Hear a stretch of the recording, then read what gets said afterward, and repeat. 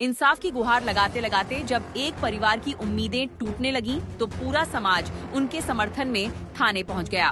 माहौल इतना तनावपूर्ण हो गया कि एक पिता ने कथित तौर पर थाने के भीतर आत्महत्या का प्रयास कर दिया। आखिर क्या है पूरा मामला, आइए जानते हैं। मामला अलीगढ़ के थाना सासनी गेट क्षेत्र का है। लोधी विहार की रहने वाली एक युवती ने अपने ससुराल पक्ष पर गंभीर आरोप लगाए हैं। युवती का कहना है कि कुछ समय पहले उसकी शादी कानपुर निवासी युवक से हुई थी, लेकिन शादी के कुछ ही दिनों बाद उसे प्रताड़ित किया जाने लगा। युवती का आरोप है कि उसके साथ अमानवीय व्यवहार किया गया और लगातार मानसिक व शारीरिक उत्पीड़न किया गया। पीड़िता का कहना है कि वह कई दिनों से थाना सासनी गेट के चक्कर लगा रही थी और पुलिस से कार्रवाई की मांग कर रही थी, लेकिन उसकी शिकायत पर समय रहते कार्रवाई नहीं हुई। इसी से नाराज होकर आज समाज के लोग बड़ी संख्या में थाना सासनी गेट पहुंचे और थाने का घेराव कर जमकर प्रदर्शन किया। प्रदर्शनकारियों ने पुलिस से तत्काल मुकदमा दर्ज कर आरोपियों के खिलाफ सख्त कानूनी कार्रवाई की मांग की। इसी दौरान माहौल उस समय और ज्यादा भावुक हो गया जब पीड़िता के पिता ने कथित तौर पर थाने के भीतर आत्महत्या का प्रयास किया। मौके पर मौजूद पुलिसकर्मियों ने तुरंत हस्तक्षेप करते हुए उन्हें सुरक्षित बचा लिया। परिजनों का कहना है कि उन्हें सिर्फ न्याय चाहिए और दोषियों के खिलाफ निष्पक्ष कार्रवाई होनी चाहिए। वहीं पुलिस का कहना है कि मामले की जांच की जा रही है और जांच के आधार पर आगे की विधिक कार्रवाई की जाएगी। अब इस पूरे मामले पर सभी की नजर पुलिस की अगली कार्रवाई पर टिकी है। क्या पीड़ित परिवार को न्याय मिलेगा और आरोपियों पर सख्त कार्रवाई होगी, इसका जवाब आने वाले समय में सामने आएगा। अच्छा, ये बताइए आपकी शादी कहाँ हुई, कैसे हुई और क्या हुआ आपके साथ? मेरी शादी 14 दिसंबर 2022 को हुई थी। कहाँ पर?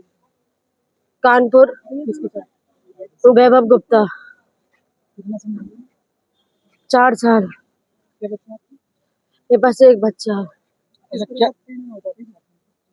मेरे साथ मारपीट, छेड़छाड़, ससुर की, मेरे आदमी की, बंद कमरे में मारपीट, चारों तरफ घर में, पूरे घर में कैमरे लगे रहना, मेरे को मेरे बच्चे को दुखी रखना, खर्चा पानी नहीं देना, माँ मेरी कोई सुनवाई नहीं होना किसी भी प्रकार की। मोबाइल गए तेरा मोबाइल? मेरे 4 अबॉर्शन करा दिए गए, 5 अबॉर्शन।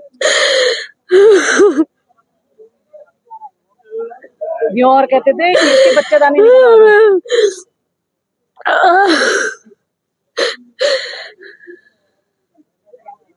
बोल बेटा, बोल बोल मत।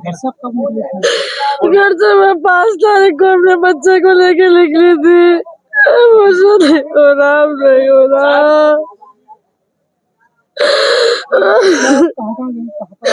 भैया मुझे नहीं पता मैं कहाँ भटक रही थी, मैंने कुछ नहीं देखा, बस मैं भागती चले गई अपने बच्चे को लेके।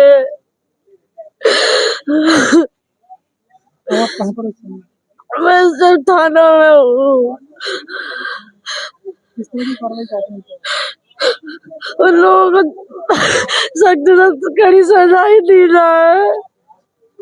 उनको जान से मार दिया, उन्होंने मेरे शरीर का बेहाल कर दिया, मेरे को कहीं का नहीं छोड़ा। मेरा ससुर, मेरी सास सब शामिल थे एमसी में। शुरू से मेरे साथ इन लोगों का पता नहीं क्या चल रहा था, किसी ने मुझे अपनाया नहीं आज तक। इस बच्चे को भी मैंने अपने घर आके पैदा किया था, वहां से लाके।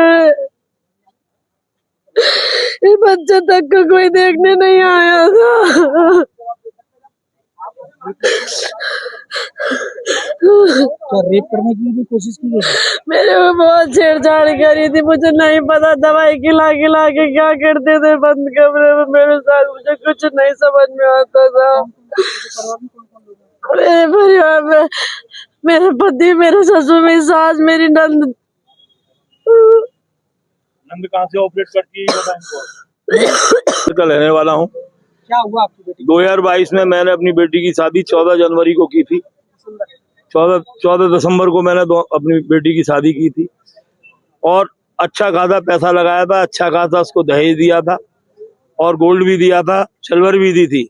उसके बावजूद 4 दिन यहाँ उनकी मेहमानों की तरह 12 तारीख को उनको बुलाया था, 15 तारीख को उनको विदा किया था।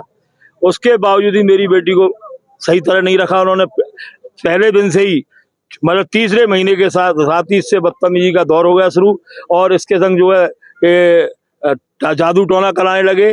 जादू टोना कराने के बाद इसको पाउडर पानी में घोल के पिलाने लगे और इसके साथ दुष्कर्म की स्थिति बना दी।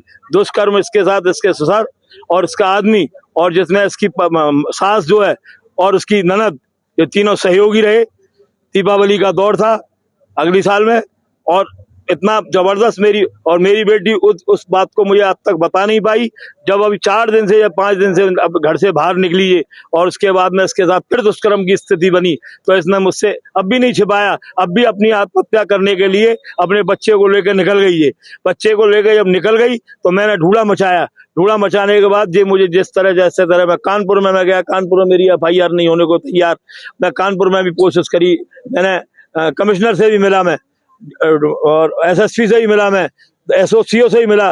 फिर CO कानपुर का मेरे पास फोन आता है 9 तारीख की शाम को, जिस टाइम कि आप जो 9 तारीख की 2 बजे कि आप आ जाइए, आपकी FIR लिखी जाएगी। मैं यहाँ से 2 बजे कानपुर के लिए दोबारा रवाना हुआ। जब रवाना हुआ तो मेरी टीम, बच्चे मथुरा में, वृंदावन में, गोवर्धन में सारे बच्चे लगे हुए थे। किसी ने बताया कि ये आई हुई है बच्ची, इस तरह घूम रही है, और वो इस तरह उसको कवर किया। जब कवर करने के बाद में मेरी बच्ची ने अपना बच्चा अपने भाई को सौंपा और आगे ट्रैक्टर के आगे कूदने लगी मरने के लिए कि मैं घर नहीं जाऊंगी।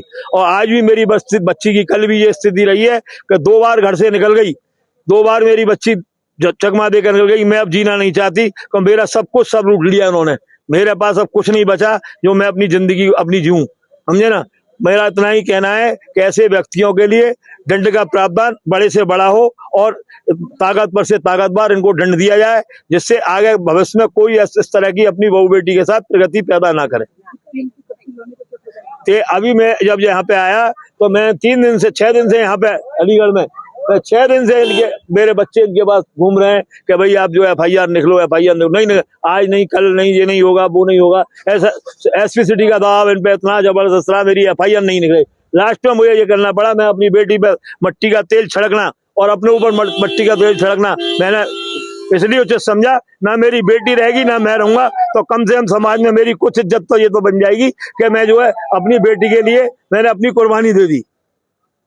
और इस पुलिस के अनुचित ना व्यवहार के कारण SP सिटी महोदय बार हर कौम में, अभी SP सिटी महोदय ने एक मुकदमा जो कि किसी मतलब नहीं था, उससे मुकदमे में कोई बवाल नहीं था, और 307 का मुकदमा दिखा दिया बगैर जांच के। और मेरी बच्ची के मुकदमे को कि फलानी जांच होगी, ढेगी जांच होगी, उसके बाद आपका मुकदमा लिखा जाएगा।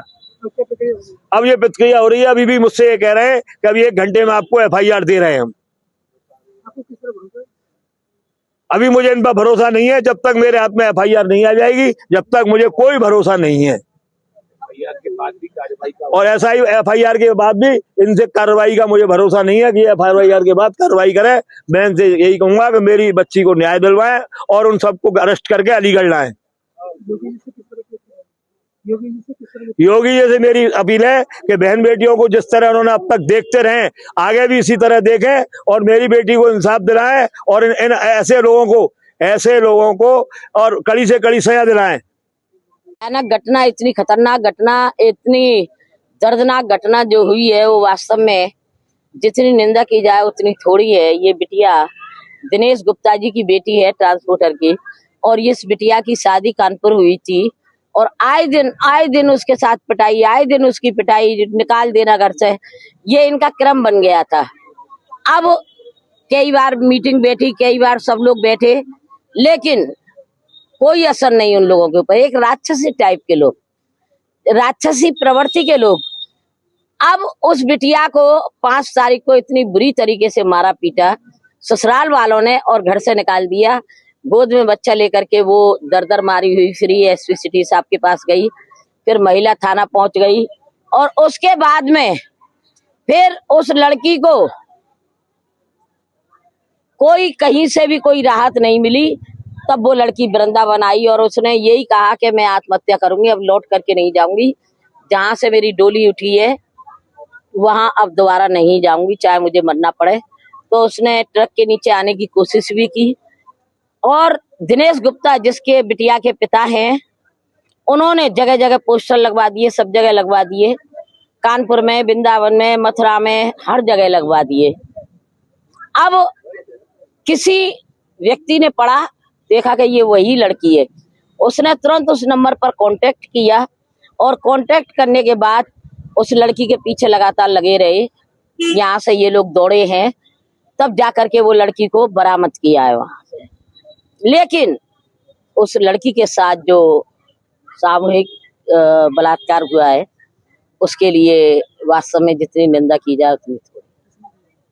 अभी वो देखो, हो सकता है ससुराल वालों का हाथ हो। तो पुलिस का क्या रोल कर रहा है? पुलिस तो आए है, का मॉडल नहीं किया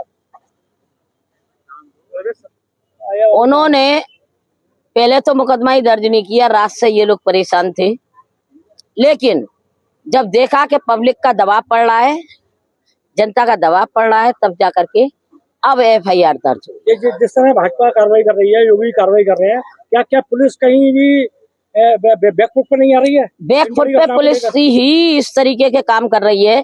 आज बड़ा निंदा का विषय है कि ऐसे लोगों को दंडित किया जाना चाहिए जो वास्तव में पीड़ितों की सहायता ना कर सके। पुलिस रक्षा करती है। हाँ, काफी उन्होंने प्रयास किया बेचारे, मतलब कहा जाए तो बड़ा एक पुलिस ने अब FIR चल रही है। मुझे बताओ, आप जैसे लोग अगर नहीं आए समाज के साथ, नहीं, कुछ नहीं, कोई सुनवाई नहीं होगी। नहीं, निष्क्रिय बिल्कुल। पुलिस की जितनी निंदा की जाए उतनी थोड़ी है।